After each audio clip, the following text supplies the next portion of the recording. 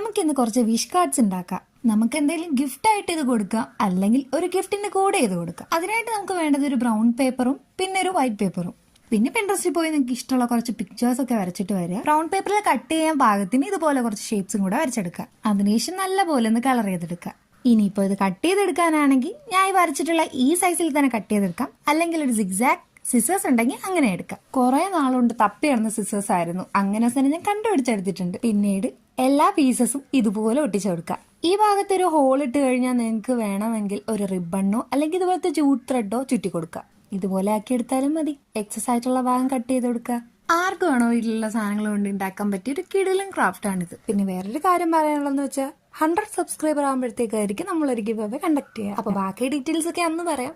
എന്തായാലും നിങ്ങൾക്ക് ഈ ക്രാഫ്റ്റ് ഇഷ്ടപ്പെടുന്നു വിചാരിക്കുന്നു. എന്തായാലും ലൈക്ക് ചെയ്യുക ആൻഡ് ചാനൽ ഒന്ന് വിസിറ്റ് ചെയ്യുക. Thank you for watching. അപ്പോൾ ഇനി നെക്സ്റ്റ് വീഡിയോയിൽ കാണാം.